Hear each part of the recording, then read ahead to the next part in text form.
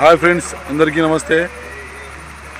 ఇప్పుడు మనం నంద్యాల పట్టణంలోని ప్రథమానందేశ్వర స్వామి దేవస్థానం ప్రదేశంలో ఉన్న ఎగ్జిబిషన్కి వచ్చాము. మన మిత్రుడు ప్రతి సంవత్సరం లాగానే ఈ సంవత్సరం కూడా ఎగ్జిబిషన్ స్టార్ట్ చేశాడు. నిన్ననే ఓపెనింగ్ అయింది.